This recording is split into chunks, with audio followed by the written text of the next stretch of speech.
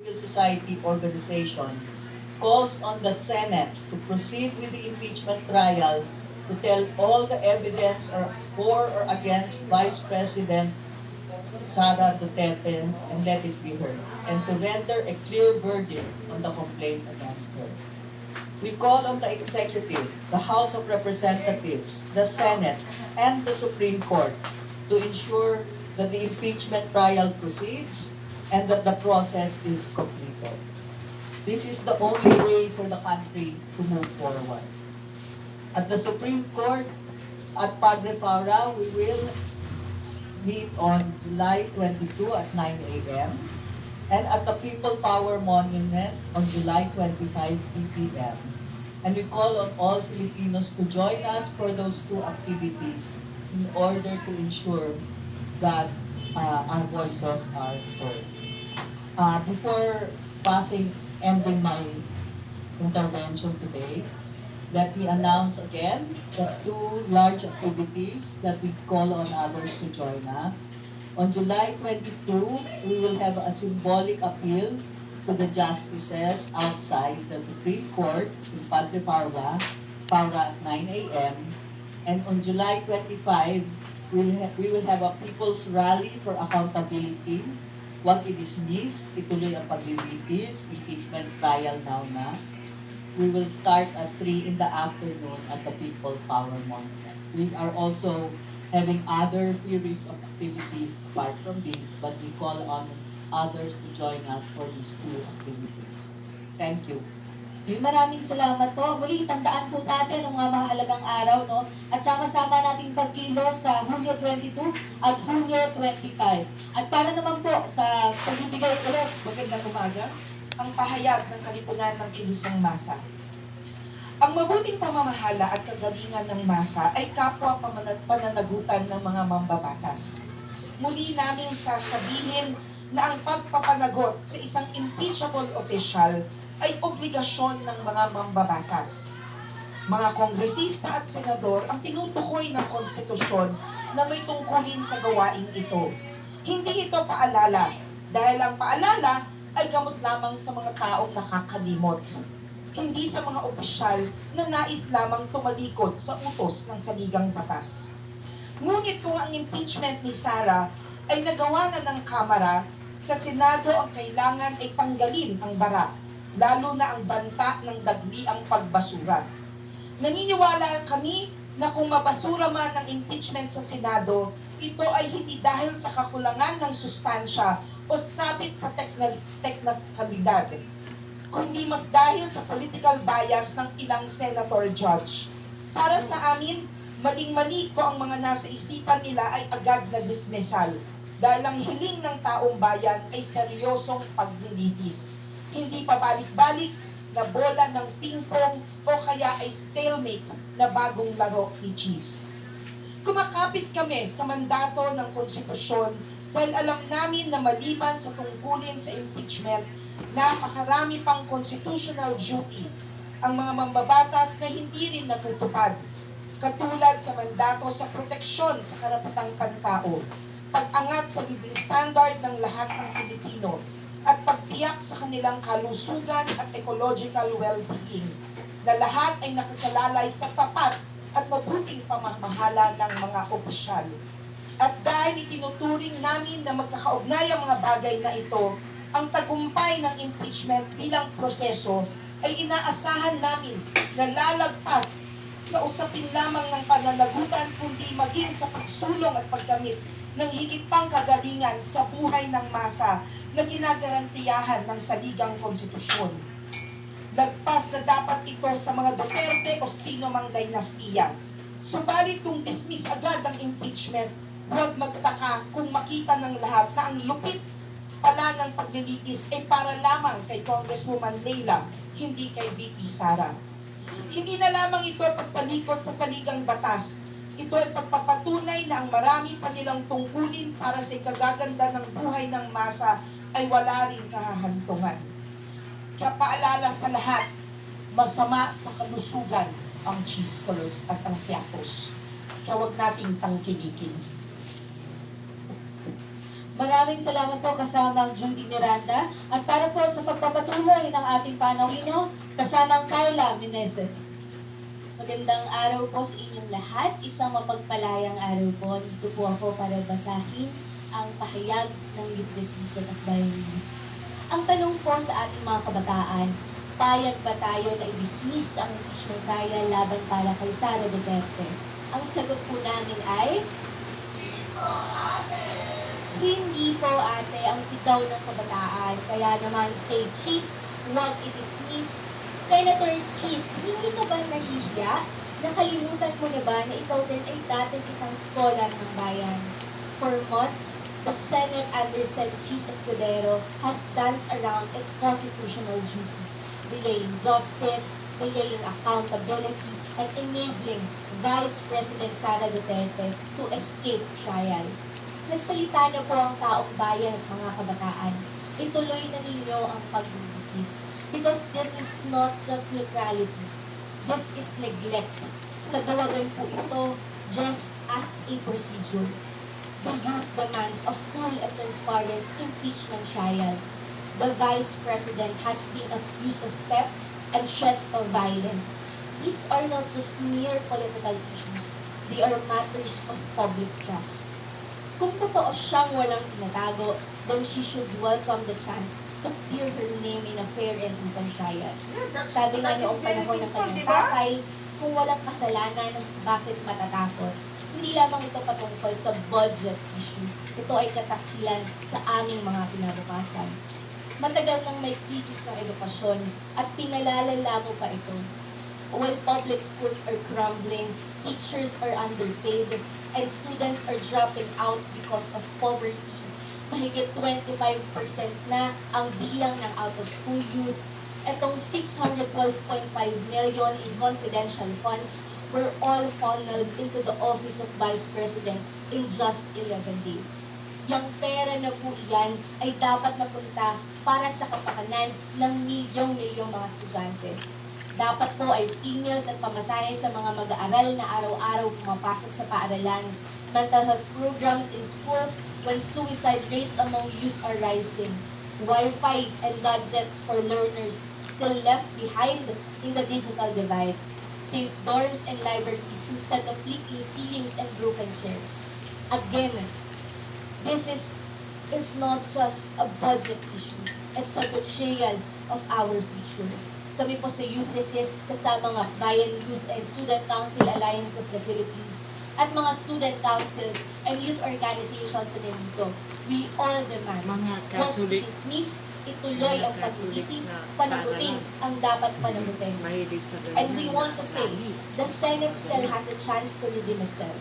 Choose truth over power, choose duty over delay, choose the people. To the senators, hindi po kami tatahimik. Lalabas kami sa aming mga pamantasan at tahanan, magmamarcha, we will continue to resist and we will remind our institutions, lalo na ang Senado. Kapag tumalikod po kayo sa hustisya, kakalampagin at papanagutin kayo ng mga kabataan. We will never forget. We will never forget. Sa mga kapwa ko kabataan na nakikinig ngayon, samahan niyo po kami to say cheese, impeachment trial now na. Marami pong salamat. Maraming salamat kasamang Carla Meneses mula sa Youth Resist at Akdayo. Ito napunta ang 612.5 million. Tayo sana ay may 236 classrooms. Tayo sana ay may 1,255 na na-repair ng mga classroom. No? Lalo na sana tayong 20 million textbook. Hindi ang nakalagay ang aking kaibigan. Naaalala niyo ba yung textbook na yon? Na pinaprinta ng ating Vice President. Meron sana tayong 17,500 laptops. Meron sana tayong 997,000 public school uniforms. At meron sana tayong 1,890 na bagong teachers na mabibigyan ng sahod. Pero nandito ang ating mga kasama para bigyan ng ating marami pa siyang ginamit ng mga pangalan, no? Pati yung mga apelyido na at para po sa ating pagpapatuloy, no? Ating na pong tinatawagan. Ang kasama po natin Oh, yan. Magandang umaga po sa ating lahat. Mula po sa Nagkaisa Labor Coalition, kami po ay naninindigan na dapat isulong natin ang ating pakikibaka para sa justisya, transparency and accountability, sapagkat naniniwala po kami na ito ang pundasyon ng isang mabuting pamamahala.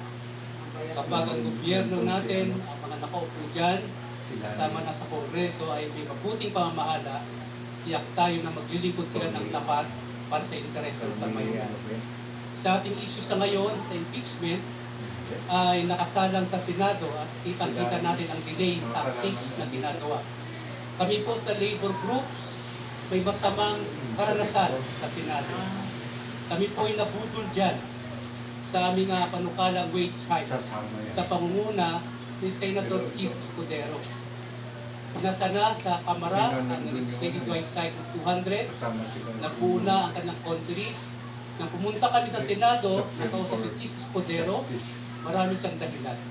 Kunyari, hindi na napag-usapan sa LEDA, kunyari, walang daw panahon, subalit meron pa mga 4 na session days. Hindi niya binuo ang conference ng Senate, kaya hindi natuloy ang conference ng BICAM para pag-usapan ang legislative wage hike. Kaya ang aming karanasan, nabudol kami dyan sa Senado, pati ba naman sa impeachment ay mabudol pa rin. Kaya let's be vigilant dito sa ating laban. Sapagkat hindi tayo tiyak sa paninindigan ng nakararaming mga senador dyan na ating binoto, lalo na sa Senate President, na hindi natin tiyak kung saan ang paninindigan para sa interes ng taong bayan. Muli po sa hari ng nagkaisa, kami nananawagan, impeachment, now na, sa Kamara, dapat ay bilisin na rin ang pagpapasa ng legislative wage hike. Magandang umaga po sa akin. Maraming salamat po. Kasamang Karen Supreme Court. Magandang umaga po. Mula po kami sa Independence of Human Rights and Dignity Movement o IDFED na bahagi ng SILAM. Gusto namin simulan yung aming pagbabahagi ngayong araw na ito sa pagsasabi na ang pananagutan ay dapat tinigiyak lalo na ng mga nasa pamahalaan. Ang patuloy na pagdidelay sa proseso ng paglilitis ay nangangahulugan ng pagpatakip sa kasalanan ng Vice Presidente at sa lahat ng mga nakinabang sa ginawang pagpapasasag sa kaban ng bayan. Ang mga hakbangin na ginawa ng Senado sa pangunguna ni Senate President SCODERO ay lantarang pagnonormalisa ng korupsyon sa loob ng ating gobyerno. Sa mata ng taong bayan, malinaw na ito ay pagwawasiwas ng kanilang kapangyarihan at pagpapakita ng kulturang mayroon sa ating pamahalaan, na lagi na kaya nilang takasan ang kanilang mga kasalanan sa mamamayan. Hindi na dapat hayaan pang makapagpatuloy ang kulturang ito. Mula sa mga tanong na ayaw sagutin sa mga pagharap ng Vice Presidente sa mga mambabatas, sa mga tantrum na hindi maaresto, hanggang sa pagdribol ng mga kakampi sa Senado, patuloy na ninanakawan ang mamamayang Pilipino. Hindi lang ng buwis na ating pinaghihirapan, kundi pati ng ating karapatan na magkaroon ng isang matapat at matinong gobyerno. Napagsumikapan ng mga pamilya ng biktima ng gera kontra droga na maisampa ang kaso ng crimes against humanity na dating Presidente Rodrigo Duterte. Isusunod natin at patuloy na pagsusumikapan na tiyaking magkaroon ng pananagutan ang paglustay ng pera ng bayan at malalang pagwawasiwas ng kapangyarihan. Para kay Senate President SCODERO, 10 mga kakampi niya sa Senado, hindi namin kakalimutan ang pagtatakip ninyo sa mga kasalanan ng Vice Presidente. Para kay Vice Presidente Sara Duterte, patuloy kaming maniningil hanggang sa huling sentimong nilustay ninyo dahil yan ay katas ng araw-araw na paghihirap ng bawat isang mamamayang Pilipino na ginamit ninyo para sa inyong kapritsyo. At sa lahat ng mga Pilipino, lagi po nating tandaan sa pinakaubot ng paglikha ng isang pagbugobyernong nakabatay sa karapatang pantao, malaki ang pagpapahalaga sa usapin ng pananagutan. Bagamat sa realidad, iginigit ito ng sambayanang nagtitiyak na bahagi siya ng proseso. At sa panghuli, ang mga accountability mechanisms ay hindi lamang mga written policies. Kailangan ito nagmamaterialize sa lahat ng pagkakataon. Kaya hindi tumitigil ang ating panawagan ituloy ang proseso ng paglilitis. Karapatan ng mamamayan na malaman ang katotohanan at deserve ng taong bayan na magkaroon ng pananagutan ang mga lumulustay sa buwis ng bawat isa. Salamat po. Maraming salamat kasama ang J.D. Jesus mula sa IDEFEN at Siklab. At para po sa huling magbabasakbayan Party List, President Rafaela Pain David. Ayan, maraming salamat po. Maikling statement lang din po bilang bahagi ng ating nagsama-samang mga koalisyon na nagsasabing ang impeachment trial ay dapat nang ituloy at huwag nang i-delay. Nakita na po natin sa survey, 7 out of 10 Filipinos gustong humarap si Sara sa mga paratang sa kanya. The people have already spoken and they want the impeachment trial to proceed. The people want Sara to face the charges against her. Bakit patuloy na nagbibingi-bingihan na naman si Senate President Chis Escudero sa kagustuhan ng mamamayan? Is the price of the Senate presidency to be paid by the death of justice? Ang presyo ba ng Senate presidency ay justisya? We also note that the Supreme Court resolution asking the House to explain whether the constitutional procedures have been met. We respect the Supreme Court and pray that they will, in the final score, defend the Constitution. Sa harap nito, hindi pwedeng saved by the bell si Senate President Chis at maghanap na naman siya ng palusot para sa further delay. Senate President Chis must not hide behind the Supreme Court to escape his constitutional duty and shield himself from the will of the people. The Senate must convene and hold the trial forthwith, agad-agad. Sara must answer the serious charges against her, kaya no more excuses, no more delays mula kay Senate President Chis. Maraming salamat po. Maraming salamat kasama ang Pain David mula sa Chief Justice Antonio Tony Carpio. Yes, sir. Magandang umaga. Good morning to everyone. I'm here to join the Pilipinas and the rest of the organizations here in demanding that the Senate proceed with the trial as soon as possible. The Constitution is very clear. Once the Senate receives the articles of impeachment, trial by the Senate shall forthwith proceed. When it says trial by the Senate shall forthwith proceed, there can be no motion to dismiss, because if there is a motion to dismiss and it's granted, there will be no trial. If they want to raise the issue of jurisdiction, they will have to raise it in the trial as an affirmative defense. So, my appeal to the Senate is just follow the simple and clear command of the Constitution. Trial by the Senate shall forthwith proceed. Maraming salamat. Maraming salamat po for the Associate Justice Antonio Tony Carpio. At para naman po buksan, no, para sa mga katanungan, ay magkakaroon na isa pang photo opportunity at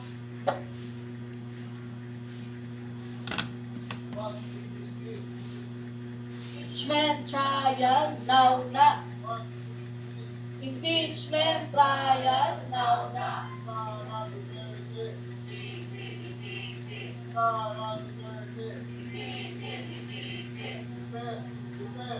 Defend the Constitution!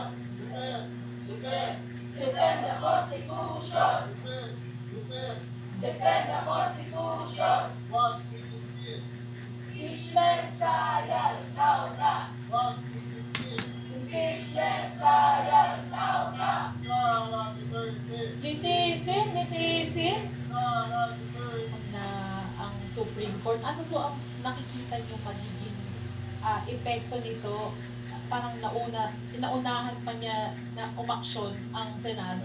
Remember, there are two pending cases in the Supreme Court that were consolidated. Petition ni Attorney Torion and the petition of the lawyers of VP Sara, questioning the jurisdiction na sinasabi nila that the 10 session day rule in the Constitution was violated. That the House did not act on the first impeachment complaint within the 10 session days. Now,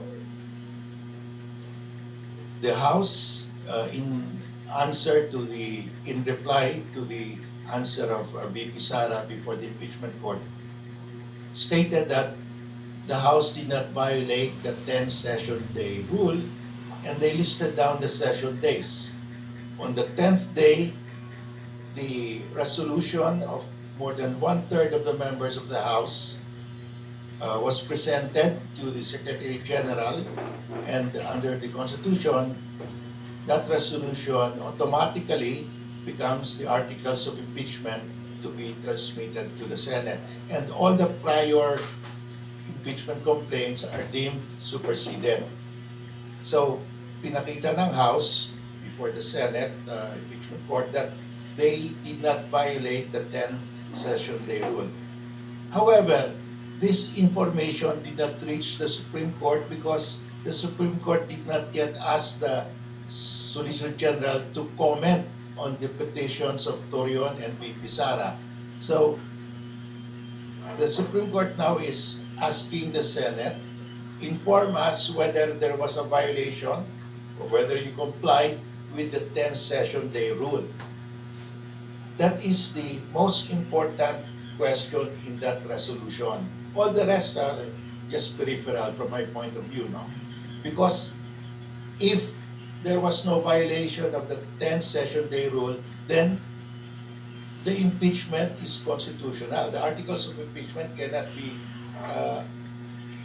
be rejected by the Senate because it complies with the Constitution. So everything revolves around that issue. Did the House comply with the 10 session day rule? So, in effect, the Supreme Court is asking, inform us if the House complied. Because if the House complied, there is no violation of the Constitution, then the impeachment will proceed.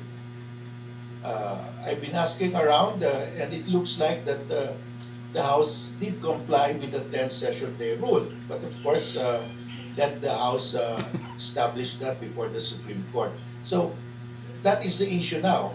I mean, we can forget about all the other questions. The only material question is, did the House comply with the 10 session day rule? Remember, during December, there are few session days. And the session days in the House and in the Senate are only Mondays, Tuesdays, and Wednesdays. And they have a rule that if the session day is Monday and they don't have a quorum, that is canceled. So there is no session on that day. Or if that day, it's a Monday and it's declared a holiday, then there is no session day. But so they showed the House showed in its reply submitted to the Senate that they listed down the session days from the time the first impeachment complaint was submitted, and umabot yung 10th day, and on the 10th day they submitted the 4th resolution signed by at least one-third of the members of the House. And if that resolution is within the 10 session days, automatically, under the Constitution, that prevails over the earlier impeachment complaints, and that now shall constitute the articles of impeachment that will be transmitted to the Senate. So yun ang issue, simple lang. What was the provision in the Constitution requiring that the House plenary should act on the impeachment complaint within 10 session days, was that complied? And the House is saying it was complied because on the 10th day, we submitted the 4th resolution signed by at least 10. And under the Constitution, if there is a resolution by the members of the House, at least one-third of them, submitted within the 10 session days, then that automatically supersedes all the earlier impeachment complaints. So very simple. Yung ibang mga question, we don't have to bother with that because there is the only question, was there a violation of the Constitution? Thank you. follow-up na lang po. Ang ini-issue ngayon ng kampo ng defense, yun nga, inupuan nila yung first 3 impeachment case na sinampa against Vice President. So, as long as hindi na violate yung 10 session day rule, so walang violation ang Kamara kahit na allegedly inupuan yung 3 impeachment case. Because the Constitution says 10 session days, the House can act on it until the 10th day. And if they act on the 10th day, they are not in violation within.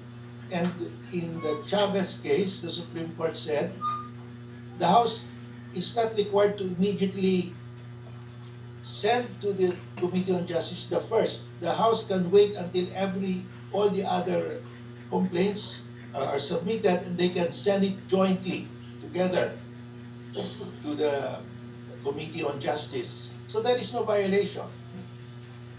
Ang sabi ng Secretary General, si Velasco, he sat on it because the members of the House requested him to wait for the 4th resolution. As long as it is within the 10 session days, there is no violation because the House plenary has 10 session days to act on it. There is a violation if they do not act within the 10 session days. And that's what happened in Chavez. There was a first impeachment complaint, and that was sent already to the Committee on Justice, and then the resolution of 1/3 of the members of the House came later. Wala na, because na-transmit na yun na nauna Thank you. Siya lang po na ito, no? Gusto lang natin na huwag makalimutan na at the end of the day, the Senate must already proceed with the trial. Kasi ang ating caution, baka mamaya ay magtago si Senator Cheese sa palda ng Supreme Court at gamitin to shield him and the Senate from their constitutional duty na ituloy na yung paglilitis. So again, dapat we're waiting for the Senate to finally act on the impeachment trial and no more excuses. Huwag sanang gamitin itong Supreme Court resolution as a means to delay another excuse at magpalusot na naman sa kanilang obligasyon sa mamamayan at sa konstitusyon. Gregorio from ABS-CBN News. So some senators have said po that there's an emerging consensus to convene yung impeachment court by August 4. For anyone lang po who wants to answer, ano po tingin niyo sa date na to? Is this too late na po? Ang fear po namin dyan ay hindi siya forthwith. At pangalawa po, baka hinihintay nila ang any decision from the Supreme Court as a means of finding an excuse not to proceed. No? So sa amin, we would really be happy if this very, very delayed trial would already proceed as soon as possible. No? Kasi the 20th Senate has been convened, and we would hope that their first order of business will be the trial itself. So ang gusto po, pag-open agad po, tatakin na siya agad. Sa pananaw po namin, batay sa maraming dahilan, isa na nga yung the urgency of this matter, the constitutional mandate of the Senate, as well as the repeated survey findings that the most Filipinos would like to see this to proceed, then I don't see what is more urgent than that. I don't see why this should not be the first order of business of our Senate. And then ang sinabi naman po ng ilang House lawmaker, yung temporarily stop ng impeachment proceedings lang po ay TRO from Supreme Court. Gano'ng ka-likely po ba ito mangyari? I mean, na-mention nyo na po na yung 10-day session rule, hindi naman na-violate. As long as there is no TRO from the Supreme Court, then the signal of the Supreme Court is the impeachment court should proceed with the trial.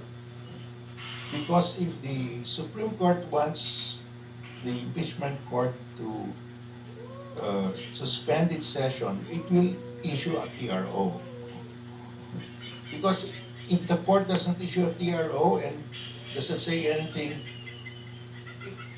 they may act on it maybe 3 months later. We cannot compel the Supreme Court to act immediately. So, if there is no TRO, the normal course of business should be followed. They should proceed with the trial because there is no TRO. The TRO is issued if by the Supreme Court if it wants the trial to stop. At unlikely naman po, based on yung nakita niyo po, parang sinasabi naman na wala pong violation, most likely wala naman pong TRO. Yes, I do not expect the Supreme Court to issue a TRO because once the Solicitor General submits the answer of the House, it will be very clear that there was no violation of the Constitution. And you usually issue a TRO if there's a clear violation of a law or a Constitution. And then regarding na lang po yung large activities niyo po sa July 22 and 25, meron po ba kayong estimates of how many people yung pupunta, ano po yung preparations niyo po for now? Yung sa Supreme Court po, we don't want to cause traffic or really, it's more an appeal to the Supreme Court. So we want to be respectful to the Supreme Court and the justices. At yung Padre Paura, alam nyo naman po yun, makitid na makitid, masikip. Kaya in deference to the traffic and also in our own estimation that we merely want the Supreme Court to please listen naman to our desire to work within the Constitution as we have done continuously and respected. We're just going to send mga 300 to 500 people at most. Marami na yon for the Supreme Court, for those of you who have been covering that bit. Hopefully, with discipline, it won't cause much traffic and it will be sufficient to be symbolic enough for us, no? Pero yung sa darating sa Friday na yun, no? For the moment, we are hoping among our own forces to have mga 10 to 15,000 people. Nagbibilangan pa, as you know. But because we are hoping also na medyo others, we're hearing that not just our organizations, but other people are deeply concerned. We hope to be able to have more participants dun sa rally. Thank you po.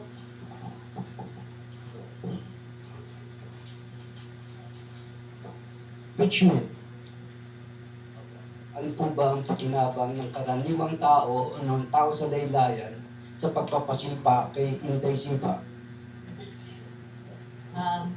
Sige, go. Ano lang, bago sagutin ni kasamang paeng, hindi pa po kami umaabot dun sa pagpapasipa. Ang aming hinahabol pa lang ay matuloy yung trial.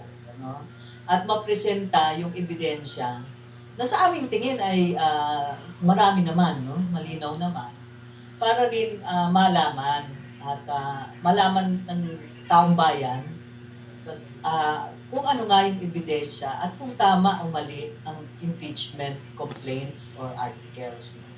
Yung pagpapasipa po, kung mangyari yon, kung makonvict siya ng Senado o makonvict siya sa isip ng tao, marami pong kabutihan yun. Kasi kung isang official ay may katiwalian, di syempre, dapat may pananagutan. Yun po ang aming prinsipyo.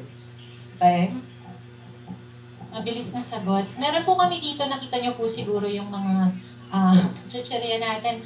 Yung confidential funds po, yan ay ang katumbas po niyan, nakasulat dito kung ilang classroom, ilang laptops, ilang uniform ang pwedeng mabili para sa ating mga mamamayan. Kaya po, itong paglilitis na ito, this is a clear message na hindi okay ang pagnanakaw at dapat mapanagot yung mga may mga aligasyon ng pagnanakaw kasi ang ninanakawan po nila ay yung taong bayan. At lalong-lalo na yung mga nasa laylayan na sila po yung dapat nakakatanggap ng serbisyo mula sa ating mga political leaders. Naitanong ko po yun kasi parang ang pinalalabas ngayon ng grupo nila Sara o siguro kasama na dito si SCODERO, no? Parang larong politika to na hindi naman nakakasama ang tao sa laylayan sa mga usapin na to. Bagkus nagtutuloy-tuloy ang kanilang kahirapan given na ito na may mga bagong pamahalaan, ngunit ang sistema ay nananatiling pagpapahirap sa tao. Yun na lang yan ni Cheese Scudero para umiwas doon sa kanyang constitutional duty na ilusad yung trial. Malaki po ang pakinabang ng taong sa laylayan. Kasi kapag ang ating mga tao sa gobyerno ay may accountability, transparent sa kanilang mga aksyon, nakikita natin kung sila ay nagsisilbi o hindi sa ating interes. Sinabi ko na nga kanina, no? Nabutol na kami sa Senado dahil hindi sila umaksyon. So ano accountability nila doon? Parang wala, di ba? So kung ito ay matuloy ang proseso ng paglilitis, makikita natin na maraming pondo ng taong bayan ang ninanakaw, maraming pondo ng taong bayan na dapat igamitin sa kanilang pangangailangan, at matakot sila na magnakaw muli sapagkat mayroong mga batas na dapat sila may pananagutan. At yun ay dapat sila maging matapat, accountable, transparent sa kanilang mga actions, nang sa ganun ang gobyerno natin ay makapaglingkod ng maayos sa mga tao sa laylayan. Yun po yung pakinabang. May maraming salamat po mga kasama. Meron pa po bang gustong magtanong? Ay, sige. Good morning po. Picking up lang from Iwan, Cheese not to cover, to hide behind whatever the Supreme Court is going to say about the petition. Justice, di ba po, the Senate and the Supreme Court are coming from two different branches of government which are co-equal. But the moment that the Senate becomes an impeachment court, does the Supreme Court become responsible for the trial because it's now a court? Di ba lahat po ng korte sa Pilipinas ay under na sa... Tama po ba?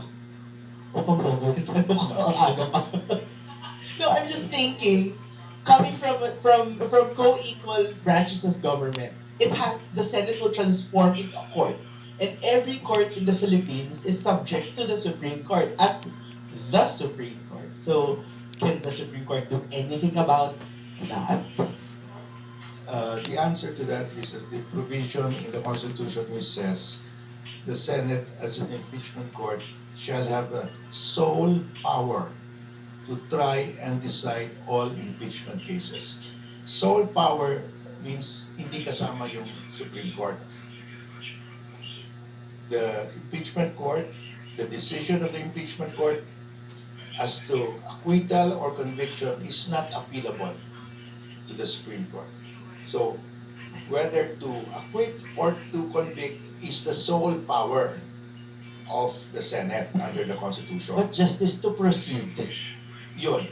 But the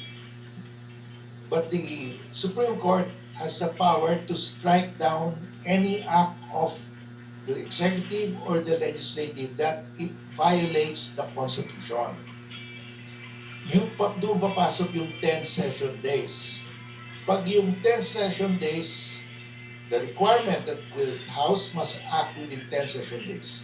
If that is violated, pwede hintuin ng Supreme Court because there is now a violation of the Constitution.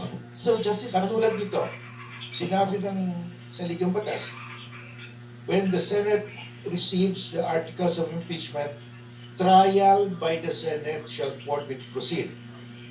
Kasama ba doon, pwede ba magkaroon ng motion to dismiss? So the Supreme Court can decide. Pag sinabi ng saligang batas, trial shall proceed. Pwede sabihin ng Supreme Court, pwede kami pumasok yan because yung motion to dismiss, if granted, will not result in a trial. Yun ang ano. While the power to try and decide is the sole power of the Senate, the assumption there is no violation of provisions of the Constitution. Justice, on the flip side, say there's no violation of the provision, so all the articles are constitutional. Everything is constitutional. Will and can the Supreme Court say, "O Senate, ituloy nyo yan, ha?" Well, if the Supreme Court says the House did not violate the 10 session days, the articles of impeachment are valid, then it's up to the Senate now to decide whether to proceed. It is now the duty of the Senate to proceed because nakalagay doon, trial by the Senate shall forthwith proceed. Yun yun. Now, let us say the Senate will say, we will not conduct the trial. Dumating na yung articles of impeachment, sinabi ng Supreme Court, valid yan, wala namang violation ng 10 session days, sabihin pa rin ng Senate, we will not proceed. That is again violation of the Constitution dahil sinabi doon, trial by the Senate shall forthwith proceed. Now, pag ayaw pa rin ng Senado, well, the Supreme Court does not have the military to enforce that, nasa taong bayan na yon. Thank you. Thank you po. Justice. So that means po, wala pong judicial overreach talaga from Supreme Court for issuing that order po. Well, right now,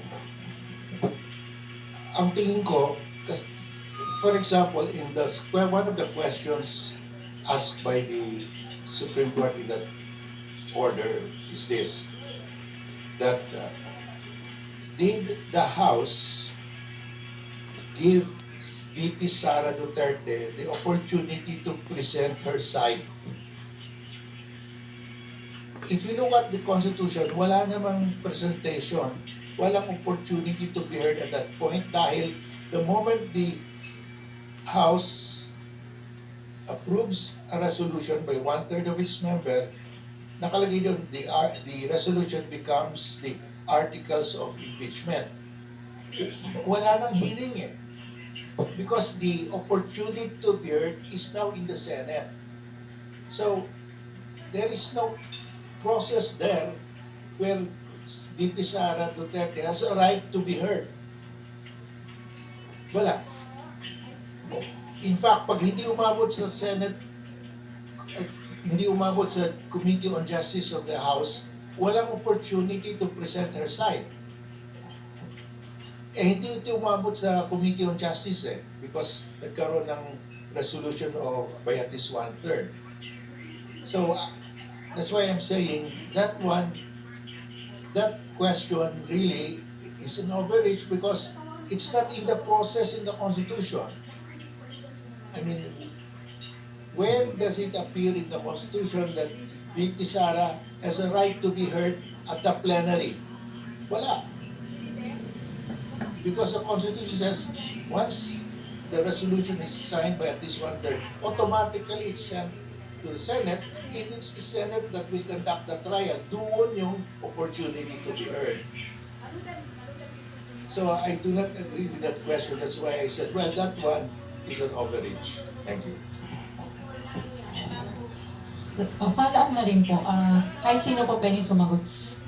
Si Senator Zubiri, sinabi niya na witch hunt nga daw itong ginagawang impeachment against VP Sara. And sa camp naman ni VP Sara, ang claim nila, tina-target siya because nga siya yung frontrunner sa 2028 presidential election. So ano po yung ang comment yun sa dalawang magkaibang na pananaw nito ng mga kaalyado at mismong ni VP Sara?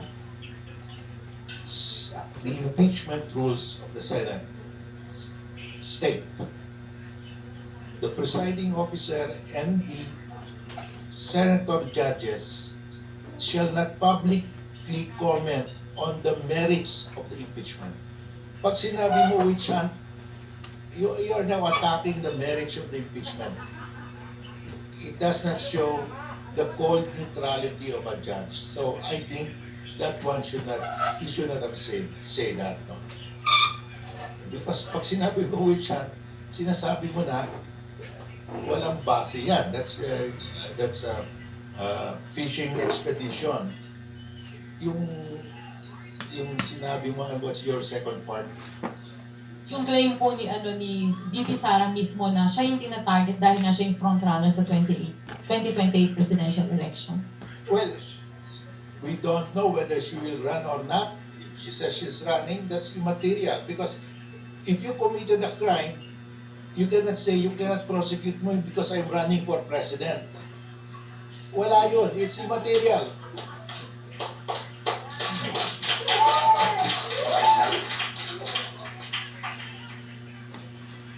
Quick response lang. Let the evidence speak for itself, di ba? Kasi sa dulo, the evidence will show that, at kaya nga dapat patuloy na yung paglilitis, kung totoo yung sinasabi ni VP Sara. And kung confident naman siya na witch hunt ito, di pumarap na siya doon sa mga charges. And again, let the evidence speak. And have the trial now.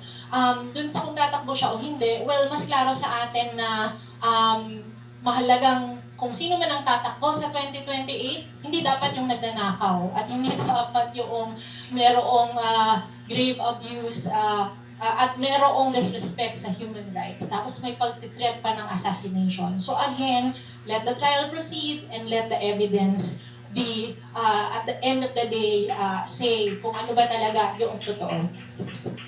Maraming salamat po. Paumanin po, pero hihingaan ko na po ng huling mensahe ang ating mga kasama. Mensahe, ang aming panawagan sa taong bayan, let's be vigilant.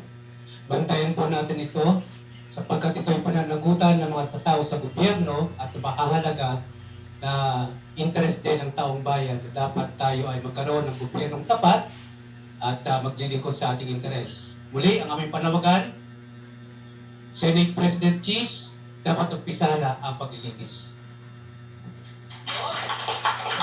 Ang ating mamamayan sa aming main activities at sa iba pang mangyayari, malalaman nyo naman po. So we are planning noise barrages, there will be local rallies in various parts of the country. So, yun po ang isang panawagan. Yung network po natin ay mag-iimbita sa inyo, maaring sa local, at please join. Pero again, our activities that we are asking for participation will be at the Supreme Court on Tuesday, July 22, 9 a.m. Symbolic appeal to the Supreme Court to allow na ituloy na ang ating impeachment trial sapagkat po buo ang aming paniniwala na walang violation of the Constitution. Tapos, ang mahalaga po, July 25, malakihang rally po, People Power Monument, starting at 3 p.m. We'll see you there on July 25. Maraming salamat. Never miss a story, unlock exclusive access to uninterrupted streaming and premium news content. Subscribe to